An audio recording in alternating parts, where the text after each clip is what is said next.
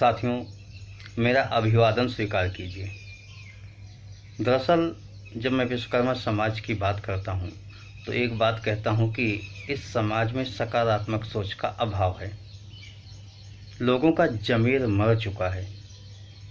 अब आप इसको किस एंगल से लगाते हैं, किस एंगल से सोचते हैं, लेकिन मेरा जो नज़रिया है मैं उसे स्पष्ट अवश्य करूँगा। मेरा नज़रिया आपको समझना चाहिए, क्योंकि मैं क्यों कहता हूँ। आप क्या सोचते हैं वो आप कमेंट के माध्यम से लिख सकते हैं। दरअसल मेरा यह स्पष्ट रूप से मानना है कि 100 में से 80-85 लोगों का ज़मीर मर चुका है। उसमें सकारात्मक सोच का अभाव है। वो सकारात्मक सोच है क्या? मैं ये नहीं कहता कि वो अपने बच्चों के लिए समर्पित नहीं है, अपने महिलाओं के लिए, परिवार के लोगों के लिए, खाने कमाने के लिए, 2 वक्त की रोटी के लिए। ऐसा नहीं है कि वो इसके लिए समर्पित नहीं है। वो ईमानदारी से मेहनत करते हैं, 2 वक्त की रोटी कैसे आए इस पर ध्यान देते हैं, और शाम का निवाला कैसे प्राप्त होगा। बच्चों की पढ़ाई जो उनसे संभव होती है उसको कराने का प्रयास करते हैं, क्योंकि वो भी सुन रखे हैं बच्चे पढ़ेंगे लिखेंगे तो आगे बढ़ेंगे। तो ये सब तो ठीक है, लेकिन उनमें सामाजिक रूप से एकता कैसे संचार हो, एकता का लोगों के सामने कैसे स्वयं को ये पेश करें कि मैं एक हूँ। भविष्य के लिए सकारात्मक बुनियाद की नींव नहीं डाल पा रहे हैं। लोगों को ये समझाने में विफल हैं कि मैं एक ही वंशज का हूँ, एक ही हूँ, खबरदार जो मेरी तरफ उंगली उठाना। उसके बाद ये लोग इस मामले में भी असफल हैं कि कुछ गलत हो जाता है तो फटाफट एक साथ होकर एक मंच पर दिखाई दे जाएं। वही हाल है, जब सांप निकल जाता है तो लाठी लेकर पीटने आते हैं। इन मामलों की बात मैं कर रहा हूँ जहाँ पर इनकी सकारात्मक सोच का अभाव है। कुछ एग्जाम्पल्स मैं बताता हूँ और विशेषकर एक घटना बताता हूँ। भगवान विश्वकर्मा की कृपा से आप लोगों को दुआओं व आशीर्वाद की कृपा से एक्सीडेंटल रूप से, मतलब मैं कहीं जा रहा था और जाते हुए मैं किसी स्थान पर रुका। वहाँ थोड़ी बातचीत होने लगी, क्योंकि इस समय विश्वकर्मा वंशी विशाल रैली के लिए मैं घर से निकल चुका हूँ, लोगों से बात कर रहा हूँ, संवाद कर रहा हूँ। तो उसी दरमियान मुझे एक पता लगा कि सुल्तानपुर में एक विश्वकर्मा मंदिर पर अतिक्रमण हुआ है। उस संदर्भ में आपका क्या विचार है? तो उसको मैंने न्यूज़ पर देखा था, फेसबुक पर, ट्विटर पर, इन सब पर देखा था, सोशल मीडिया पर। लेकिन मुझे ये नहीं पता था कि इसकी वास्तविकता है क्या।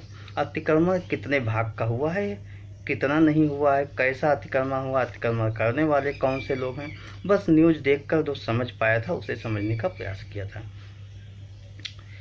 लेकिन उसी दरमियान मुझे उस घर के लोगों से मुलाकात करने का मौका मिला। मैंने अतिक्रमण स्थल देखा, घर की महिलाओं से, बच्चों से, पुरुषों से बात किया। उस बातचीत के दरमियान मुझे क्या लगा वो आपके सामने शेयर करना चाहूँगा।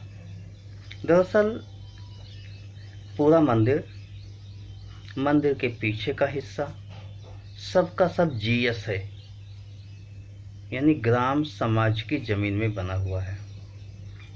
और यदि विवाद की बात की जाए, जिसने मंदिर बनवाया है या उसके नेतृत्व में कमेटी ने मंदिर बनवाया है, उसका घर भी बगल है। घर से सटी हुई ज़मीन पर मंदिर बनवाया गया है। मंदिर के पिछले वाले हिस्से में ईंट पत्थर रखकर, जैसा होता है गांवों में, ईंट पत्थर रखकर वो एक अपनी हद तक तय करने का प्रयास किया गया। लेकिन क्या होता है, उसके बगल मुश्किल से जो विवाद का विषय 2-3 फीट का है, 2-3 फीट से ज़्यादा का नहीं है। उनके पड़ोसी, पीछे जो लोग हैं और पड़ोस के जो लोग हैं, उनकी जिद है, जिद केवल इस बात की है कि 3-4 फीट हमें मिल जाए। जबकि ऐसा नहीं है। अगर आप कायदे से देखिए तो इससे उसको मिलने से उनको कोई बहुत फ़ायदा नहीं होगा। लेकिन 3 फीट ज़मीन तो है ही है। अरे 3-4 फीट ज़मीन में कुछ नहीं होगा। तो एक आदमी को दफनाया जा सकता है। तो बात यहाँ केवल उतने है, 3-4 फीट ज़मीन की नहीं है। चाहते तो दो पड़ोसी मिल के बैठ के सुख चैन की नींद से आराम से सोते, विवाद न करते और ऐसे मसलों का हल कर लेते। लेकिन नहीं, पड़ोसी कभी ऐसे मसलों का हल करना चाहते हैं? कभी नहीं।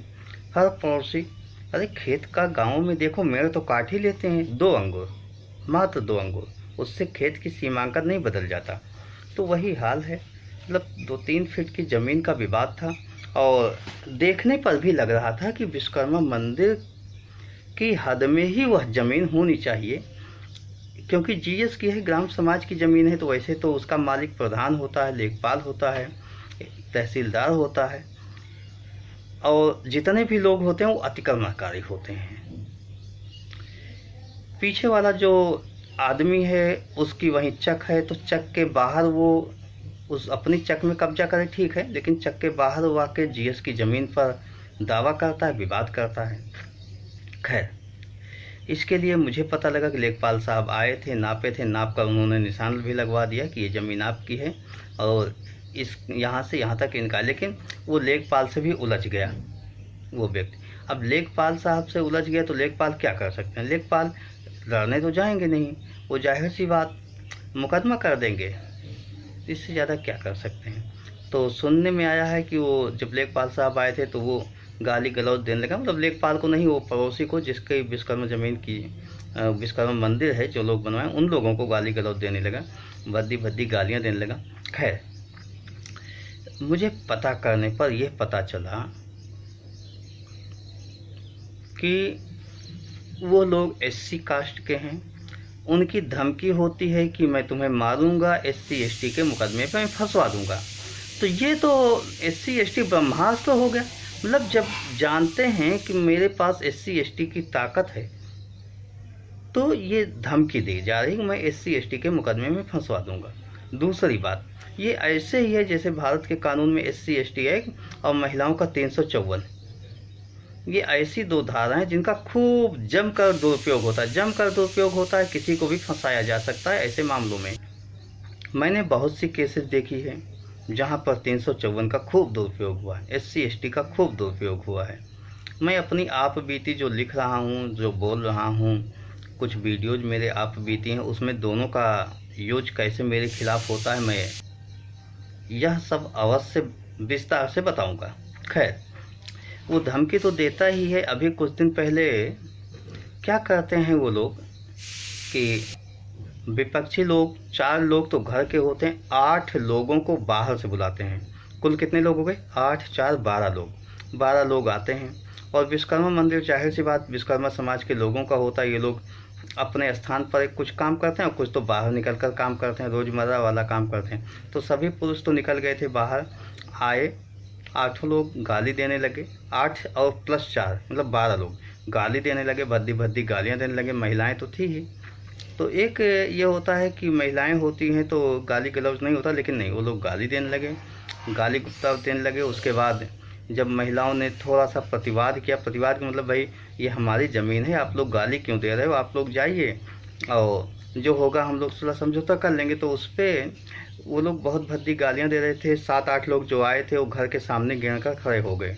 उनमें से कुछ लोग, 4-5 लोग घर के अंदर घुस गए, महिलाओं को बुरी तरीके से मारा पीटा, बहुत बुरी तरीके से मारा पीटा। और मारते पीटते हुए एक महिला का बाल पकड़कर खींचते हुए बाहर की तरफ ले आए। उस छीना झपटी में, मतलब महिला बचाव प्रयास करेगी, उसके कान का झाला गिर गया, कहीं गिर गया, निकाल लिया गया, क्योंकि कान का झाला और मंगलसूत्र दोनों गायब हो चुके थे। तो जाहिर सी बात, वो गुंडे टाइप के लोग तो रहे ही होंगे, 8 लोग जो बाहर से आए थे, वो ले लिए। उसके बाद उसका कान का ये वाला हिस्सा पूरा फट गया था और कई जगह मैंने अपने आप नज़रों से देखा, अपनी आंखों से देखा, चोटें लगी हुई थी। एक महिला जो बुजुर्ग थी, उसके हाथ में कलाई में चोट लगी हुई थी। लेकिन आप ये समझिए मेडिकली क्या कहता है, कलाई में अगर आपको चोट लग जाए, हड्डी नहीं टूटेगी, तो थोड़ी सी चोट आ गई, उसको कोई मेडिकली बेनिफिट आपके पास नहीं होने वाला। जैसे आपको चप्पल से लेकर खूब पिटाई कर दी जाए और मेडिकली कितनी भी जांच करवाई जाए, उसका कोई मतलब नहीं होता है। तो ये होता है। तो उनकी मतलब 2-3 एक दो तीन महिलाएं थी, तीनों की खूब पिटाई हुई। एक महिला को बाल पकड़कर खींचते हुए बाहर की तरफ लाए, बाहर घर से बाहर निकाल लाए, मतलब खींच कर घर से बाहर निकाल कर लाए, बाहर काफ़ी दूर तक लाए। मेरा वीडियो भी है, मैंने वीडियो में रिकॉर्ड किया है ऐसा बयान। तो उसकी उस समय धोती खुल चुकी थी, मतलब उस घर की महिलाओं ने तो यहाँ कहा कि नंगी कर दिया, नंगी मतलब धोती खुल गई। अब आप बताइए कि एक महाभारत हुआ था जिसमें केस पकड़कर द्रौपदी का लाया गया था, धोती खोलने का प्रयास किया गया था भरी सभा में, और उसके लिए महाभारत जैसा युद्ध हो गया, क्योंकि सम्मान के लिए, स्वाभिमान के लिए। यहाँ पर क्या होता है, 8 लोग गुंडे टाइप आते हैं, 4 लोग विपक्षी होते हैं, 12 लोग होते हैं, घर का घेराव कर लेते हैं और मार पिटाई शुरू कर देते हैं। इस मार पिटाई के दरमियान एक बात और नोटिस करने वाली थी कि बगल वाले घर में डीजे खूब तेज़ी के साथ बजाना शुरू कर दिया। डीजे इसलिए बजाना शुरू कर दिया कि शोर शराबा, जो आवाज़ हो, हल्ला गुल्ला हो, उसकी आवाज़ बाहर के लोग न सुनाई दें, यानी बचाव के लिए कोई आ भी ना पाए। तो इन महिलाओं की पिटाई हुई इस तरीके से। तो इसी दरमियान एक छोटी बच्ची ने देखा, ये सब देखा। भाई देखिए, आवाज़ नहीं सुनाई लेकिन नज़रों से तो देख सकती। वो किसी तरीके से अन्य मोहल्ले के लोगों को बताया। उसके बाद उसके यहाँ का एक लड़का था, उसको भी पता गया, वहीं कहीं बगल में काम कर रहा था, तो वो भी दौड़ के आया, उसको भी मारा पीटा। उसके बाद ये 8 लोग जो बाहर से आए थे ये भी चले गए, ये 4 लोग चले गए।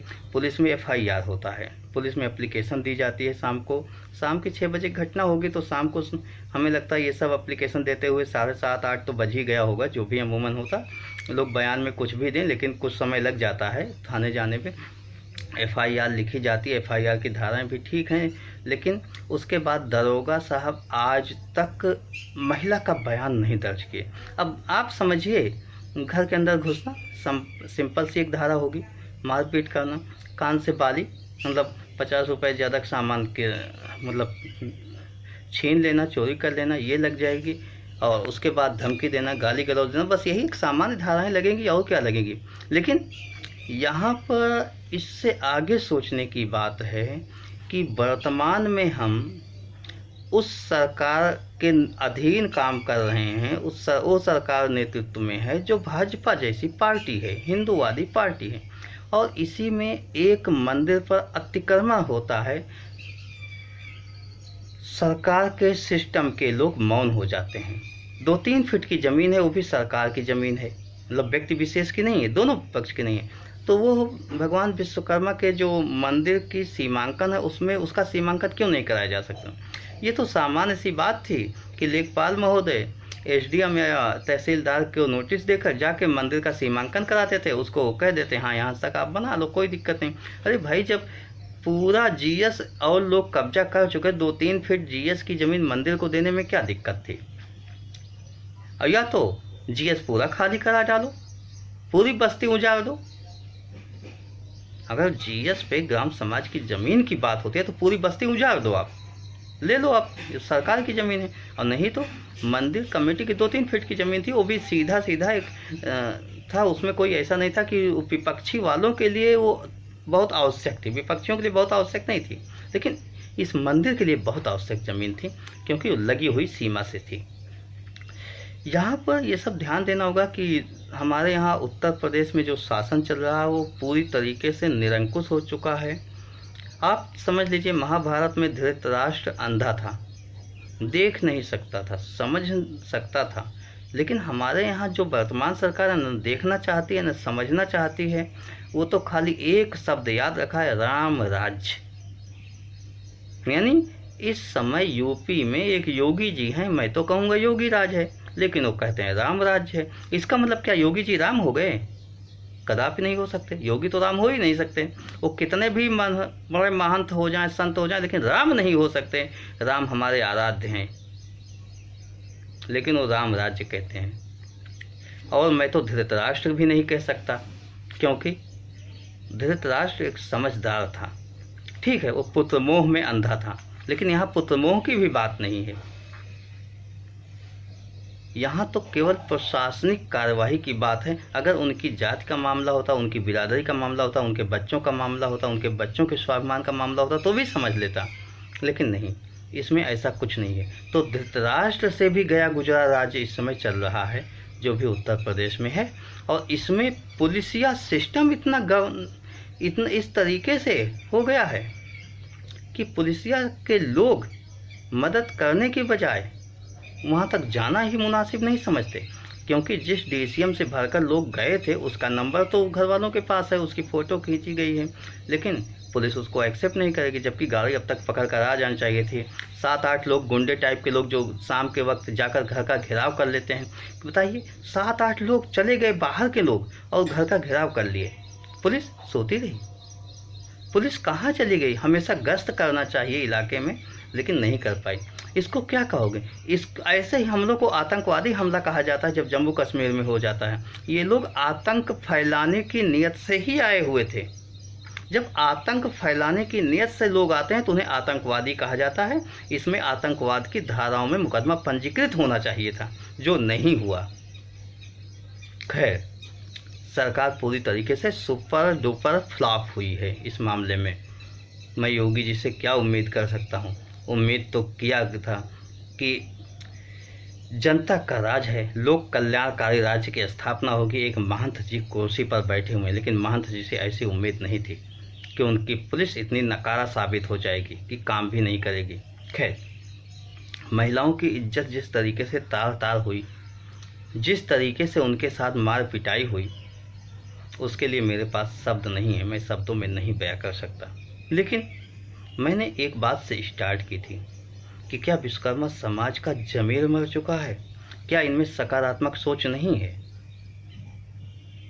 क्या इनमें एकता की भावना का अभाव है?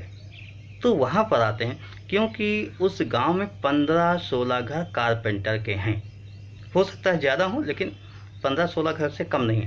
बताइए, 15-16 घर जहाँ पर कारपेंटर के हों, वहाँ पर इस तरीके से अतिक्रमण हो जाए, सामने वाले की हिम्मत कैसे पड़ गई कि वो अतिक्रमण करे, उनकी ही समाज की महिलाओं के साथ अभद्रता करे, घर में घुसकर मारपीट करे।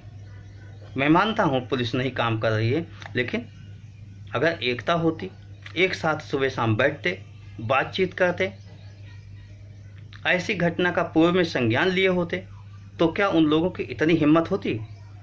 चलो हो भी गया तो क्या ये पूरे परिवार के लोग, मतलब 15-16 परिवार के लोग, अगर 4-4 मेंबर लगा लो तो 60 आदमी हुए, 60-70 आदमी अगर थाने पहुंच जाते, तो क्या एसओ साहब की हिम्मत होती कि कार्रवाई न करते? या एसपी कार्यालय पहुंच जाते, मजिस्ट्रेट के सामने पहुंच जाते कि साहब मेरा बयान नोट कीजिए, तो क्या कार्रवाई न होती? खैर, अंधी बहरी सरकार है, हो सकता है कार्रवाई न होती, लेकिन इन्हें अपने घर से निकलना तो चाहिए था। घर से निकलते, हो सकता है कुछ सकारात्मक परिवर्तन होता। फिलहाल मेरे संज्ञान में आया, मैंने यह बात आप लोगों के समक्ष रखी कि सकारात्मक सोच का अभाव समाज में अभी भी है। संख्या बल कम नहीं है, संख्या बल विश्वकर्मा समाज का बहुत ज़्यादा है। वो तो इतना ज़्यादा है कि लोग अपेक्षा भी नहीं कर सकते, लोग सोच भी नहीं सकते विश्वकर्मा समाज का संख्या बल कितना है। क्योंकि लौहकार, काष्ठकार, ताम्रकार, शिल्पकार और स्वर्णकार, ये 5 होते हैं। किसी की भी आबादी 2% से कम नहीं है, किसी की भी नहीं है। यहाँ तक कि कारपेंटर तो सबसे ज़्यादा 3.5 के आसपास हैं। तो अगर देखा जाए तो 12 से 15% हमारी आबादी है। यहाँ 2%, 3% की आबादी वाले जो जब 10 लोग कहीं इकट्ठा हो जाते हैं, उनके लिए सरकार क्या करती है? सर झुकाकर उनके पाँव में बैठी रहती है कि आदेश करिए श्रीमान, मैं आपके लिए कुछ काम कर दूं। और यहाँ 12-15% लोग, उन्हें तो यह भी नहीं समझ में है कि मैं किस खानदान से हूँ, किस वंशावली से हूँ। काफ़ी लोग नहीं जानते, जैसे स्वर्णकार भाई 90% स्वर्णकार यही नहीं जानते कि मैं विश्वकर्मा वंशी हूँ। ताम्रकार लोग 50-50 में मामला होता है, शिल्पकार लोग इसमें भी लगभग 60-40 का मामला होता है। तो इस तरीके से हमारे बहुत से लोग तो जानते ही नहीं, और जो जानते हैं उसमें सकारात्मक सोच का अभाव है, नैतिकता का अभाव है। स्वाभिमानी होते हैं लेकिन वास्तव में स्वाभिमान का अभाव है। कौन सा स्वाभिमान? स्वाभिमानी होता है ना, लेकिन स्वाभिमान जागता कहाँ है? अन्याय होता है, उत्पीड़न होता है, और ये मौन रह जाते हैं, कहते हैं वो तो पड़ोसी का मामला है, मेरा नहीं है। तो इस तरीके से कब तक विश्वकर्मा समाज सहन करता रहेगा? मैं यही चाहता हूँ कि विश्वकर्मा समाज के ऊपर हो रहा अत्याचार या अन्याय बंद हो, लोगों में दहशत का भाव हो। दहशत का भाव कैसे होगा? क्योंकि जब आप एक साथ रहोगे, जिस तरीके से वो लोग धमकी देते हैं मैं SC ST लगवा दूंगा, महिलाएं धमकी देती हैं मैं 354 में तुम्हें अंदर करा दूंगी, उसी तरीके से बाहुबली क्षत्रिय ठाकुर लोग कहते हैं मैं क्षत्रिय वंश से हूँ, लगोगे तो आर पार हो जाएगा। पंडित जी कहते हैं चिंता न करो, चपरासी से लेकर बाबू तक सब मेरे हैं, अधिकारी मेरे हैं, विधायक मेरे, मंत्री मेरे हैं। मतलब ये एक धमकी होती है। तो उसी तरीके से आप भी संख्या बल के साथ मजबूत स्थिति में आइए, लोगों को पता हो कि आपकी संख्या कम नहीं है। अगर कोई आवश्यकता पड़े तो आप एक साथ आ सकते हो, एक मंच पर आ सकते हो। और अगर आप एक साथ एक मंच पर आते हो तो भविष्य में आपके समाज की कोई एक महिला ना तो उस पर घर के अंदर घुसकर लोग मारने की हिम्मत जुटा पाएंगे, ना उसकी साड़ियाँ खोल पाएंगे, ना उसे नंगी कर पाएंगे, ना उसकी कान की बाली नोच पाएंगे, ना उसका मंगलसूत्र छीन पाएंगे। इसके लिए ज़रूरत आप में है कि आपका स्वाभिमान जगे, आपका ज़मीर जगे और आप नैतिक रूप से समाज के लिए समर्पित हो जाइए। जब तक आप समाज के लिए समर्पित नहीं होगे तब तक बदलाव नहीं होने वाला है। आप अपनी बात कमेंट में अवश्य लिखिएगा, अपनी विचारधारा को लिखिएगा। धन्यवाद। जय भगवान विश्वकर्मा।